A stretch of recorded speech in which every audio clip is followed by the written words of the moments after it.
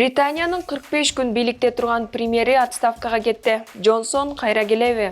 Орусия аннексияланган аймактарда өзгөчө абал киргизди. Кесепети кандай болот? Кыргыз парламенти өзгөчө абал учурунда курал-жарак берүү жөнүндөгү мыйзам долбоорун жактырды. Орусияда миграциялык мыйзамдарга өзгөртүү киргизилип, көзөмөл күчөйт. Украинада электр энергиясын колдонууга чектөө кирди. Өзбекстанда аскерий кампада жарылуу болду.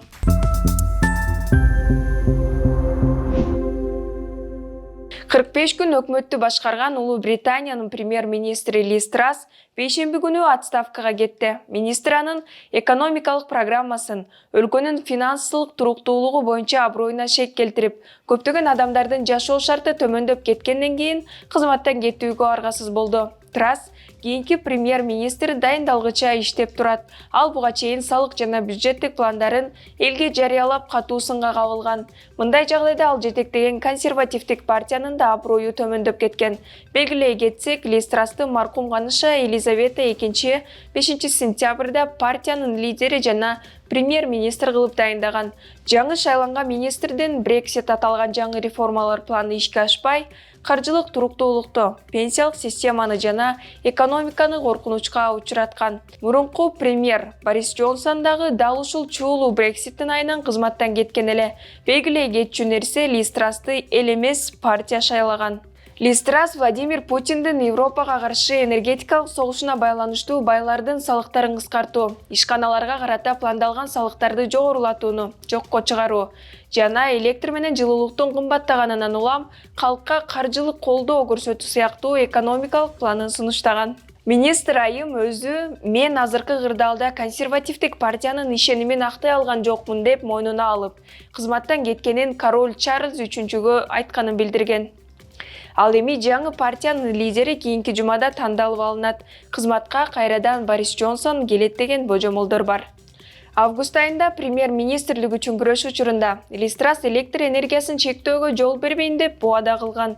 Бирок ал нерсе ишке ашкан эмес. Трасстын өкмөтү жаңы бюджетти бекиткенден кийин эл нааразычылык акцияларга чыккан. 19 октябрда Орусиянын президенти Владимир Путин аннексияланган Донецк, Луганск, Херсон жана Запорожье областарында аскердик абал жарыялады. Ал 20 октябрдан күчүнө кирди. Президент аскердик абалга ылайык көрүлө турган кадамдарды дароо айткан жок. Бирок бул чаралар Орусиянын Украинадагы атайын аскердик операциясына колдоо көрсөтүү үчүн экономиканын, өнөр жайдын жана өндүрүштүн туруктуулугун жогорулатууга багытталганын айтты. Ошондой эле канча убакытка созулары белгисиз. Путин Орусиянын коопсуздук кеңешинин жыйынында видео байланыш аркылуу сүйлөгөн сөзүндө биз Орусиянын элибиздин келечегин камсыз кылуу үчүн өтө татаал, масштабтуу милдеттерди чечүүнүн үстүндө иштеп жатабыз деген. Ал эми Украин президентинин кеңешчиси Михаил Подоляк бул кадамды четке кагып, Киев Украинадагы орус аскерлерине каршы чабуулун уланта турганын билдирди. Ал Твиттерде Орусия басып алган аймактарда согуш абалын киргизүү, украиналык мүлктү талап тоноону псевдолегалдаштыруу катары гана каралышы керек деп жазган. Ошондой эле бул Украина үчүн эч нерсени өзгөртпөсүн, алар өз аймактарын бошотууну жана деоккупациялоону уланта берерин белгилеген. Аль Жазира агенттиги Москвадагы кабарчысына таянып, бул декларациянын Орусия басып алган аймактарда жашагандар үчүн чоң таасири болоорун жазды. Маалыматта бул жашоочулардын көчүп конуусуна, кыймылына чектөөлөрдү киргизет. Аскерий жана жергиликтүү администрациялар каалаганын кыла алат. Адамдардын көчүп же чогулуусуна тоскоол болууга укуктуу болот деп айтылат. Ошондой эле бул региондордо мобилизация Орусиядагыдай жарым-жартылай эмес, жалпы мобилизация болушу ыктымал. Муну айрым эксперттер да айтышууда. Кыргызстандын жогорку кеңеши чек ара тургундарына өзгөчө учурда курал-жарак берүү мыйзам долбоорун 3 окууда кабыл алды. Баткендеги чек арадагы Тажикстандын соңку агрессиясынан кийин жогорку кеңеш 3 окууда чек арага чектеш айылдардагы элге өзгөчө абалда курал-жарак алып жүрүүгө уруксаат берген мыйзамдарга толуктоолорду жана өзгөртүүлөрдү киргизүүнү жактырды. Депутаттар мобилизациялык даярдык жана мобилизация жөнүндө, аскердик жана альтернативдик кызматтар жөнүндө, куралдар жөнүндө жана чек ара ыйгарым укуктары жөнүндө мыйзам долбоорлоруна өзгөртүүлөрдү киргизишти. Мыйзам долбоору президентке кол коюуга жөнөтүлдү. Документте курал-жарак 20 жашка чыккан, коргонуу үчүн коопсуздук боюнча окуудан өткөн тургундарга берилет. Мыйзамда ошондой эле чек арадагы элдин аскерге өз эрки менен барышына уруксат берүү каралган. Ага улай депутат Жанар Акаев өзгөчө статуска ээ болгон чек арадагы жашоочулардын коопсуздугун коргоо максатында чек ара сакчыларын уюштуруп, аларга курал берүү боюнча өзүнчө мыйзам долбоорун сунуштаган. 24 сентябрда ал коомдук талкууга коюлган. Ага ылайык айылдагы куралды мыкты колдоно алган, географиялык абалды жакшы билген адамдарга чек ара сакчысы деген макам берилип, аларга мамлекет ай сайын айлык төлөп бериш керек болот. Быйыл эле эмес, буга чейин чек ара жаңжалдарында жергиликтүү тургундар өздөрү жана депутаттар курал берүү боюнча маселени көтөрүп келишкен.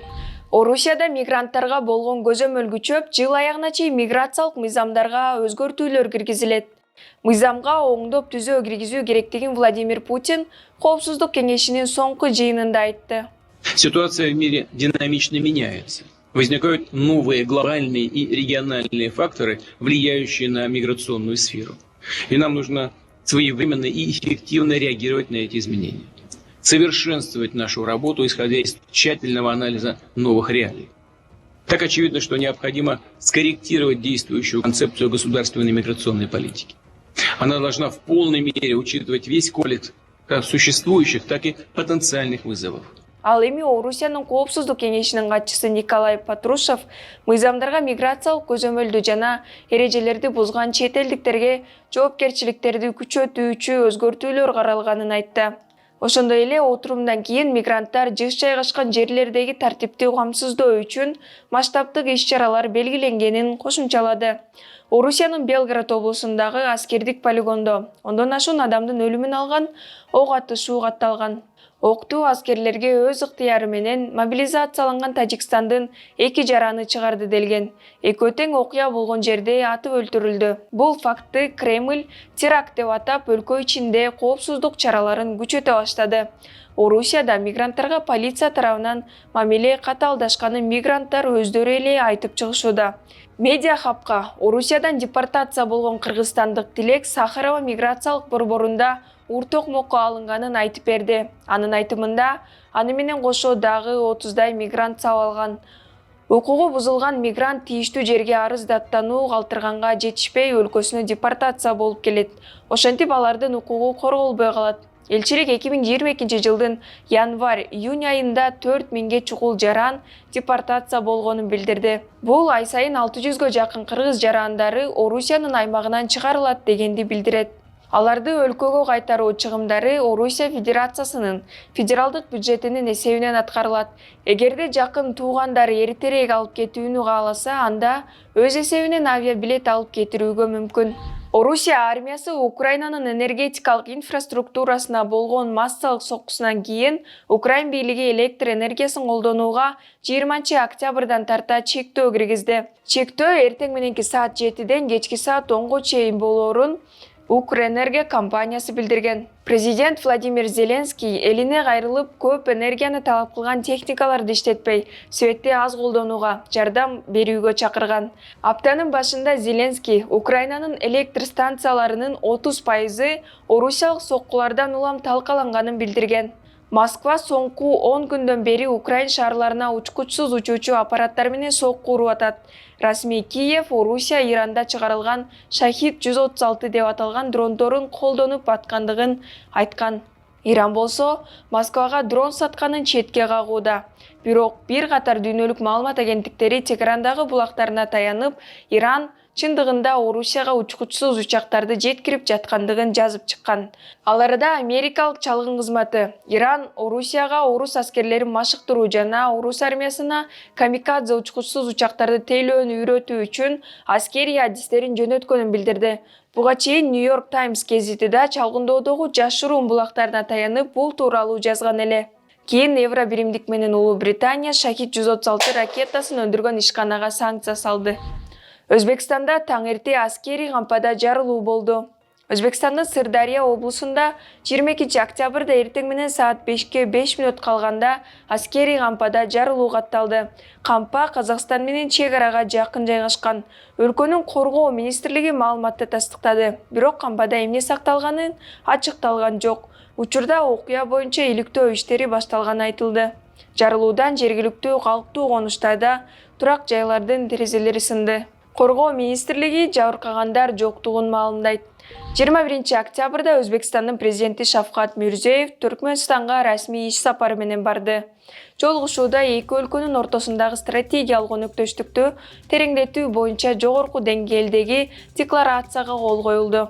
Ошондой эле кызматташтыктын түрдүү багыттары боюнча 10дон ашык документ кабыл алынган.